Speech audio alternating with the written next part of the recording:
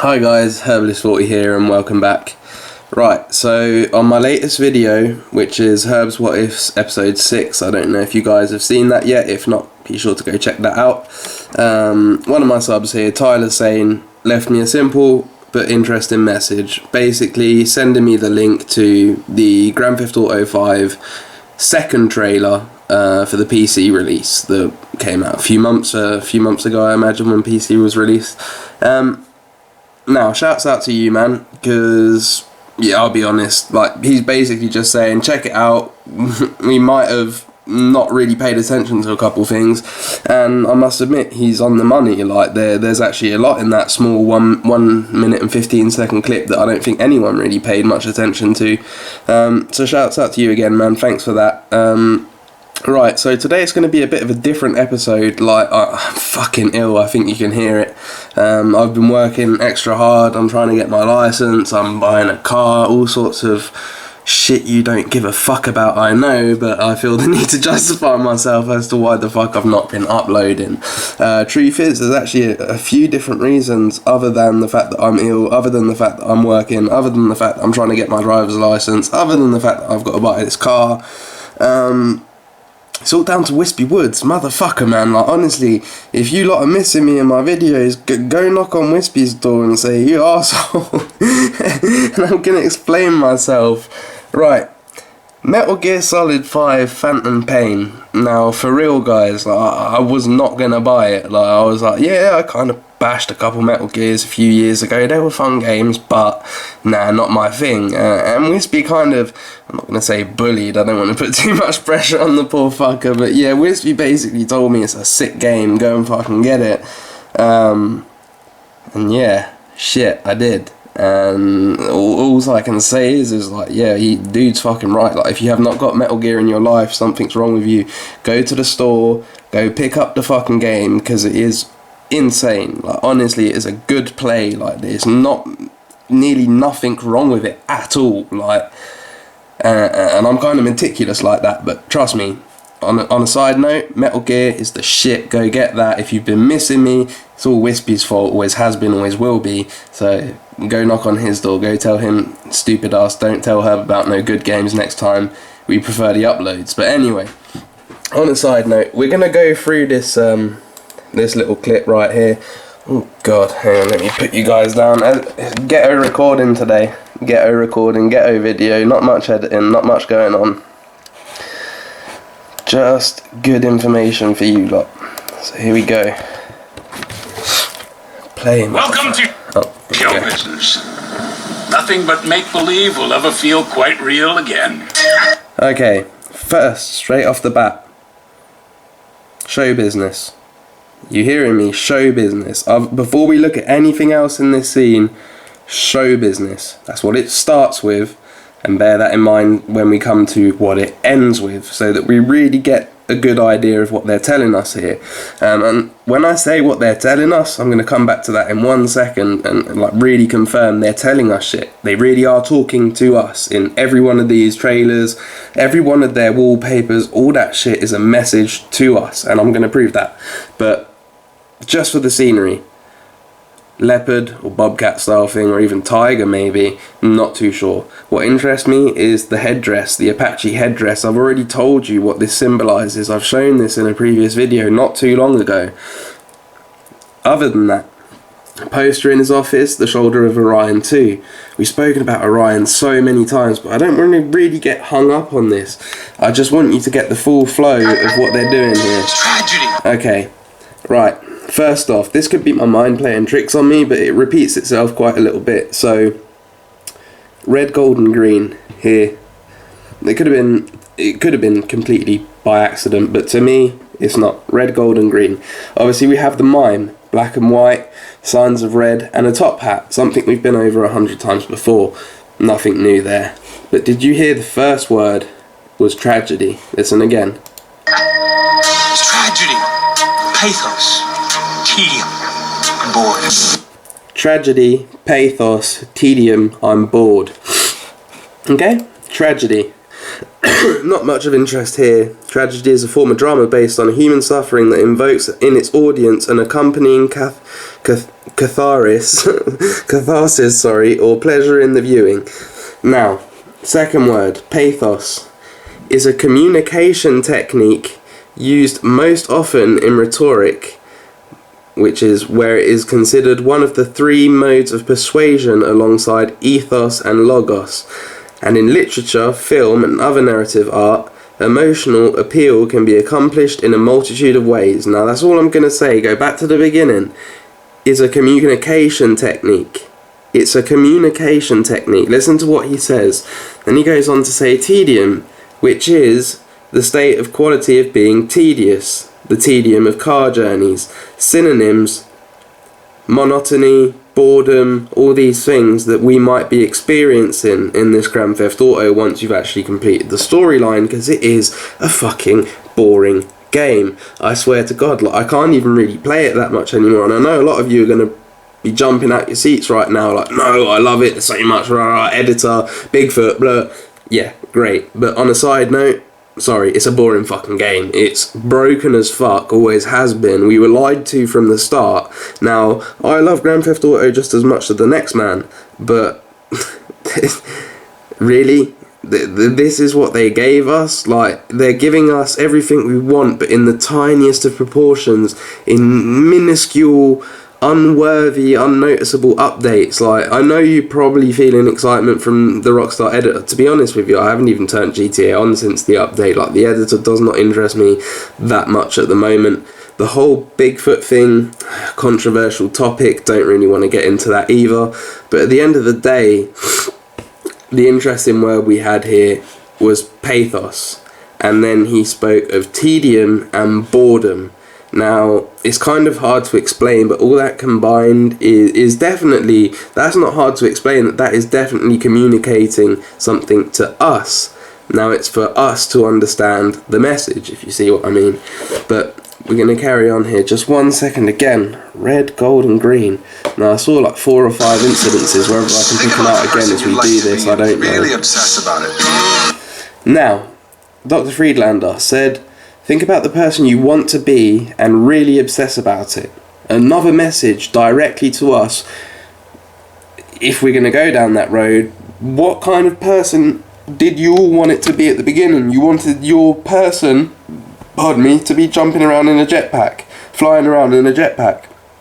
So, in a way, again, that's another indication for us to go towards the mystery, in the sense that he says, you know, obsess about what you want to be or who you want to be, and that's a message to us as to what we want from this game. And even though we don't talk about it quite as much now, the initial request was the jetpack. Like, it was the talk of the town, it was the link back to San Andreas. It's so many things to us. So again, another message, in my opinion, that tells us to look for something we haven't noticed yet. No paranoia, no weirdness, but I do get concerned about the monsters. Now we have this guy, we have a quick glimpse of the aliens, the zombie, and a killer whale. Again, I'm going to pause it here, just move it back a touch. Red, gold, and green. Red, gold, and green. I don't know if you can see that shit. There you go, there you can see it. Gold, green, zooms out, red, gold, and green. Subliminal, short, but it's still there. Now, this is the title of this actual clip, and this is that fat bitch that Trevor interacts with. I want a picket fence and a husband and a dog named Skip. A dog named Skip. Bear that in mind, because that's going to be the second part of this video, and that's going to be what I might look into doing. Now, I'm not going to explain that just now, we're going to stay on the clip and we're going to come back to that. Remember, a dog named Skip. Now, she says a picket fence and a dog named Skip. That's the title for this trailer. It was called The Picket Fence and the Dog Named Skip. You do? Kinda. Make him pure! Clowns. Good to see you, dog. Dogs. Monkeys. Submarines. The Truth. Omega. Notice that I hadn't even paid attention. Continue the search for the truth. Continue the search for the truth. Omega. Space Docker. They're not worthy. That's Pamela Drake. Celebs, Quick they're scene not of like Michael you or here. me. And that was the ending. Listen again. Celebs, they're not like you or me. Celebs, they're not like you or me. Me and Wispy now have been going into this whole TV show movie thing for a couple months, and I think a lot of you are a bit discouraged, and I think a lot of you, you know, I do see the strong fan base is still there, but I know for sure we're losing some along the way, and it's kind of a shame in the sense that, unfortunately for us, it is still that big that it's not quite possible to put definite bullet points down as to where proof goes. But how would I put it? The signs are there so much, and they're building up so much that it can't be nothing. We're past the point of it, the possibility of there being nothing. There is something, even whether I've said this before, I think, even if it is the answer to a riddle, like nothing physical, I mean, even if it is an answer to a question, there is something to be found.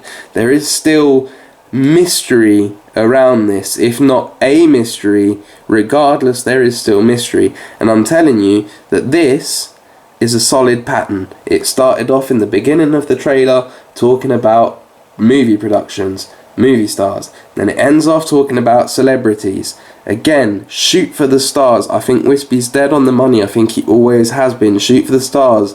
They're literally talking about stars, celebrities. And I think this is what I was going to start explaining earlier. I think I might actually expand the channel a little bit, in the sense that I might actually look into, separate to GTA completely, like the Easter eggs and little quotes that relate to different TV series and the reusage of certain actors in certain situations. And I'm going to give you a glimpse of that now. Obviously this time round it is going to relate to GTA, but in the future, I mean, I might just do separate videos that actually only relate to Easter eggs outside of this game and this pattern or formula that we've spoken about when it comes to the movie stars and the actors that, the movies and the actors that play in them. So today we're going to take a look at Malcolm in the Middle. Now, before we get started, before I actually show you anything, I'm just going to give you a quick brief on a current theory that has been running around for a few months now, if not a year or two. Basically, the first theory went that Hal from Malcolm in the Middle was in fact Walter White in his witness protection situation, so that after everything went tits up for Walter White, he ended up becoming Hal, with Lois and having the three boys as a whole cover-up story to protect himself. That was the first theory. An abundance of flaws, timelines didn't fit, all sorts of questions would have been unanswered. Now the second theory that came along was quite the opposite, or very different at least, and it was that Walter White from Breaking Bad was in fact Malcolm from Malcolm in the Middle, but grown up. Now, you've got the crazy alerts going off in your head, I know, but if you actually look into it, there's some half-assed but interesting theories at that as to how this would even be possible. I'm going to give you a quick oversight of why they even bring this up in the first place. Number one, Malcolm and Walter White are both incredibly tied to science and mathematics. They have a very mad but intelligent and devious mind. They both have anger issues, they both have mummy issues, and it's important to point out that throughout the whole series of Malcolm in the Middle, we do never figure out the name or surname of the family. This is interesting because there's one episode near the beginning of the series where you see Franklin with a name tag on his shoulder or on his torso of his army uniform, but it was inclined to think that Franklin, being a bum and losing all his stuff all the time, being a bit of an idiot, he would have stolen another cadet's name tag plus uniform just to keep himself out of trouble, which is a possibility because later on in the series we see Franklin's ID card fall on the floor and it is specifically written no surname. It's just Franklin. Have I been calling him Franklin? Fuck me, I'm stoned out of my head. Sorry, guys. Francis, Malcolm and Reese's big brother. Malcolm, Reese and Dewey's big brother. Basically, he was the only link that there ever was to that family's surname, but later on in the series they said no surname on the card, in what people believe to say that obviously what was on his torso before was not their surname. So the mystery, it wasn't really big, but a lot of people did want to know what their surname was, and to keep that enigma going, they added that little thing in there saying no surname, so that the mystery kept on going. Now that helps in the theory of why would he be Walter White instead of Malcolm White or something else. Well, first of all, we don't know the surname, so it could be White. Second of all, his grandfather was called Walter, and if you follow the full series of Malcolm in the Middle, the only family member that he fully gets on with and has no issues with whatsoever is his grandfather Walter. So maybe that's his second name and that he uses it as his first, or maybe he decided to change his name because of his family issues and decided that the only person he held value towards was his grandfather Walter, and therefore he reused his name. Possibility, theory, crazy buzzers going off, I know. But that's what was said about this theory up until now. I was looking into Malcolm in the Middle. I'm going to tell you why, because of the dog named Skip that we just saw in that clip. Now Frankie Muniz is the actor who played Malcolm. In the same year that Malcolm in the Middle released, a movie was released where he was the main actor, and the movie was called My Dog Skip, or yeah, I think it was My Dog Skip.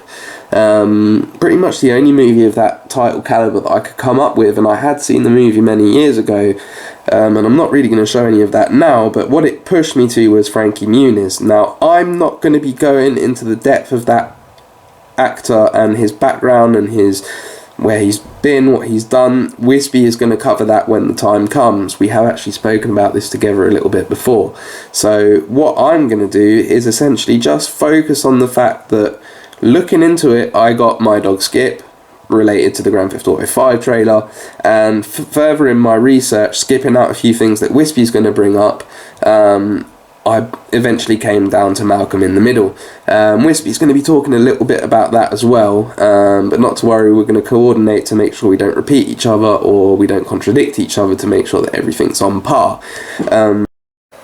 Right, so first things first, when it comes to Malcolm, I want to show you some actors where they were when they were in Malcolm in the Middle, who they are now, what they're doing now, and this is just based off of what I watch and what I've noticed myself, so I could be missing quite a lot out. This is like quite a fast-paced video that I haven't really put much editing or time and effort into like I usually do. Nonetheless, the information is just as good, I hope. This kid, Chad, who used to be the demented little shit in Malcolm in the Middle, is now this dude. Now, if you haven't seen, there's a TV show called Gotham, and it's kind of like a new take on the Batman story. Like, it's kind of different. It backtracks as to when Bruce was a kid and growing up. And no spoilers too much, but they haven't even announced it yet, so you could consider this just a theory, but I'm 100% right, guarantee it. This motherfucker is the Joker in Gotham, and I think he's pretty good for it as well. The TV show is pretty sick. I advise you all to go watch Gotham if you haven't had a chance to check it out already. But moving on, just going to skip through here. Now, this is going to sound a little bit stupid, but there's a strong possibility here that this motherfucker influenced Lester on so many different levels, not just physical, character-based, his whole weirdness, awkwardness. Obviously it's Malcolm in the Middle, so it was bred to be a kids show, so the humour is quite different, kind of like when we compare the idea of Malcolm becoming Walter White. The shows are two different genres in the sense that they appeal to two different audiences, and that's going to change things a little bit. But if you look past that, I'm sure you can see it. Like if you remember Craig, if you remember anything about him, you're going to see many connections to Lester. Moving on though, it was this girl, Cynthia. Now, I don't know if you remember, but she is Benjamin Linus's daughter from Lost, who actually has the Coq au Vin night, which is rooster cooked in wine at her mum's house. As I pointed out, the rooster cooked in wine, or Coq au Vin, is advertised in the Vanilla Unicorn in GTA, and it is also mentioned in the TV show Heroes.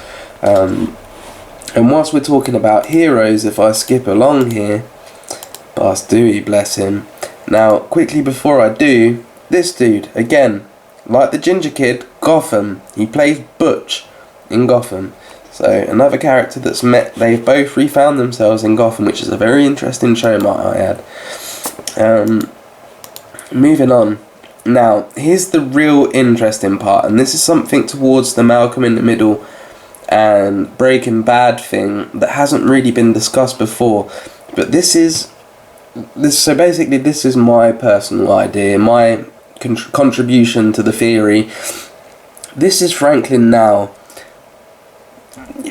Have you guys seen a fucking picture of Jesse Pinkman or Aaron Paul, should I say, recently? These two motherfuckers are fucking...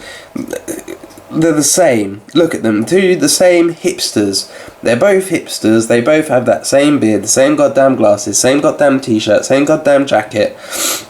Now, here's my point. If this whole theory idea was the truth, another reason that was... This is something that I always ask myself. Why did Walter White attach himself to Jesse? Yeah, right, he needs someone to deal, but why did he become like a father figure to him when he has a needy, loving son at home who he loves back? What if it wasn't him being a father figure towards Jesse? What if Walter is indeed Malcolm, what if Jesse reminded him of his older brother Francis? Because again, like Craig towards Lester, think about it. Different styles of shows, but if you compare the two, Franklin, fuck, I've got to stop calling him Franklin. Francis, sorry, and Jesse are very, very similar in the sense that if you look at Francis's friends and Jesse's friends in both series, they're pretty much identical. Long-haired skater bums, probably on drugs. But because it was Malcolm in the Middle for kids, that shit wasn't really shown, it was just hinted at. But anyway, this fucker and Aaron Paul are fucking twins as far as I'm concerned. So that was my little contribution as to why it might be plausible that Walter White is indeed Malcolm from Malcolm in the Middle. I did want to move on quickly here, just to show you a couple of other characters. Other than Jamie, I'm sure I recognise this fucker from something, but it was Hayden Panettiere. She was obviously in Heroes, but here she is also in Malcolm in the Middle. The same as Cynthia was in Malcolm in the Middle and she was in Lost. All this is a tad confusing, a little bit complicated, but there is a general sense behind this. Like, these people never fare far from each other, even if you don't really recognise them. I'm going to be honest with you, I didn't recognise this bitch until a few weeks ago. Honestly, I really didn't. But moving on, I'm just double checking there wasn't anyone of too much interest. Yeah, I believe it was this woman, you know. Again, her, I believe she's in Gotham now. I believe she also with the Ginger Kid and the guy who plays Butch. I think she's the police sergeant in Gotham as well. So a third character from Malcolm in the Middle that's found herself back with her old mates. And obviously Frankie Muniz, who is going to be covered by Wispy. But what I want to do now, guys, is we're going to jump into the pilot episode of Malcolm in the Middle, and I'm just going to point out a few things here that might relate to the Malcolm in the Middle Breaking Bad conspiracy, but a lot that are also going to relate to Grand Theft Auto and what we've been looking into. Okay, so here's something that I want you guys to look into, and everything that I might advise you to go watch. If you do go watch, always pay attention to red, gold and green, colour of Boy George's dreams apparently. But anyway, we're going to move on here just to about... Hi, I'm Carolyn. Your teachers think you're... you know what, I just want to play some games with you, okay? Pause. Okay. Now, right, you can look at this picture for 60 seconds, and I want you to tell me everything that's wrong with it, okay? The man only has 4 fingers. Right. But this time, I want you to take your time and really look at The it. car shadow's going the wrong way. The steering wheel's on the wrong side. There's no brake pedal. The words in the mirror should be backwards. The guy's watch when it say 12 o'clock if he's looking at a sunset. And I have red paint on my ass. That's right, red paint all over my ass. Okay, first episode, pilot episode, red paint all over his arse. Now, this is going to be a predominant thing throughout this entire series. There's an episode, red dress. Red is a predominant colour in Malcolm in the Middle. They focus on it quite a bit. I don't know if I've brought this up before, but there's another TV show, for example, called The Mentalist. And throughout that whole series, well, up until the recent episodes anyway, like 6 seasons at least, the main killer was a guy called Red John, and every episode title was something to do with red. So for about 6 seasons, like a good over 100 episodes, the title was some variation of the word red. So again, it's interesting to point out how important red truly is. If I'm just checking here, I'm going to jump back with you guys in a second to a second part of this pilot. Okay, so here we're in Stevie's room. The decor is all planets, moons and suns, which I thought was quite interesting, but this caught my eye. Whoa! This is Stevie's comic collection. Now, You really have young blood number a hint one? here is Heroes and Lost both No way. featured secrets in the comics that featured in both those shows. In Heroes, the comics predicted the future, whereas in Lost, the comics just showed certain elements of the secrets that we didn't understand in the series were sometimes represented in the comics that were shown in the series. Granted, there was a lot more comic focus going down in Heroes than there was in Lost, but there was some interesting shit in Lost as well. And I don't know if you remember, I actually showed you guys a polar bear in the comic, and the polar bear turned out to be in the jungle, etc. blah blah blah. But anyway, moving on, I think it's about So here. lucky. I know. We never go anywhere. We have the He horse. gets to be in Alabama. Is Alabama nice? Look it up, Dewey. It's got Sequoia Caverns, Wait the for biggest it. cast iron statue in the world. Plus, it's right next to Florida, where Disney World is. Do we have to jump forward a little bit more? You shut up. No, you shut we up. go. Make me. I'll make you right now.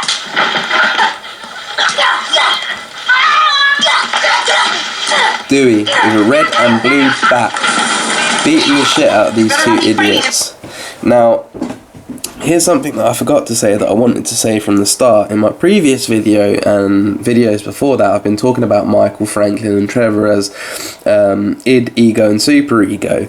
Now what's interesting here with these three boys, you've kind of got a Freudian triangle going on as well. The dilemma is, it says it's Malcolm in the Middle, so you would assume that Dewey and Reese are his id and superego, but there's a strong chance that that might not actually be the full case. Like, it's very strange. Like, I still hold a bit of regards towards Dewey, because in fact Dewey is the smartest one of them all. Until Jamie comes along, Dewey's the mastermind. That's something very important to remember, because Dewey's the one there with the red and blue bat beating the shit out of those two idiots. Again, bats hold a lot of importance, and we're going to see that in a future episode of Malcolm in the Middle that I'm sure you've all seen. It's kind of everyone's favourite, or at least it is mine, is when the whole family get together and beat the shit out of some clowns, which is eerily reminiscent of the Trevor mission we have in Grand Theft Auto 5. We're going to get a little Indian reference here from Lois, which I liked a little bit. There's nothing wrong with being smart. And there's nothing wrong with being cut from the herd. It makes you the one buffalo that isn't there when the Indians run the rest of them off the cliff. It doesn't seem like much, but that's actually a very interesting statement that she just made, but we'll come back to that at some point. Malcolm, Next we're up. getting into the gifted program. Now, Malcolm may not look different than the rest of us, We but have here... Are you okay?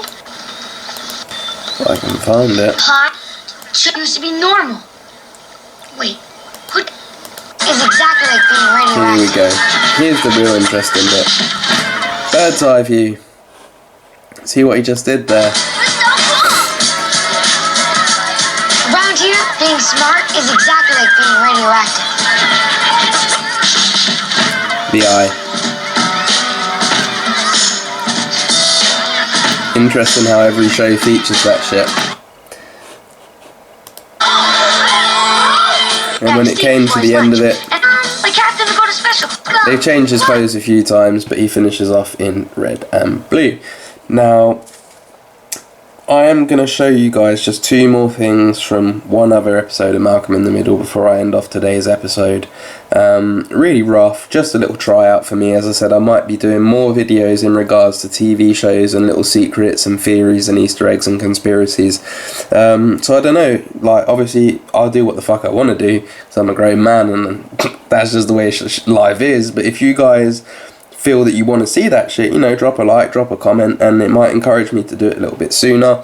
Or, you know, if you really don't want to fucking see that shit, tell me as well, and it might stop me from doing it too soon.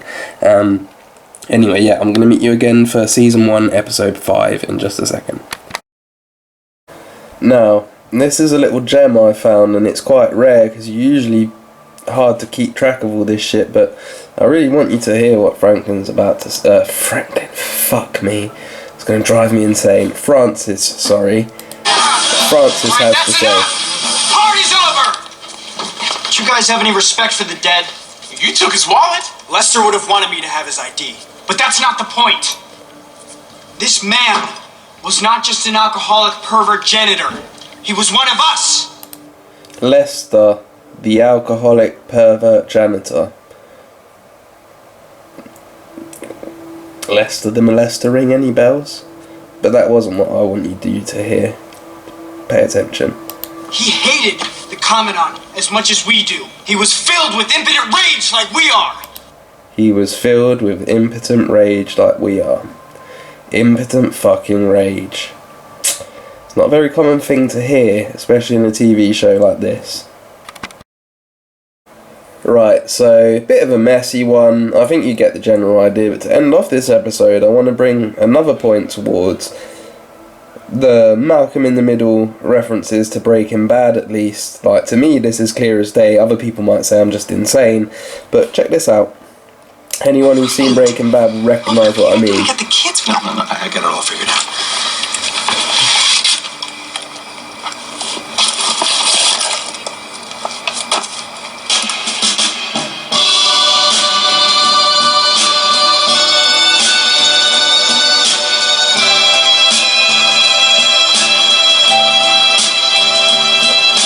House is being bugged, or debugged, and they've got their gas masks on. Red and blue.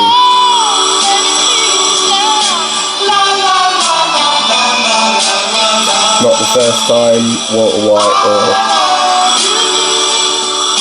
Brian wore a gas mask, apparently. So anyway, guys, a bit of a rough one. Get a recording, no editing whatsoever. I'm, you know, hoping to be able to put my mind back into it as soon as possible. Until then, bear with me, as usual, take it easy, and see ya.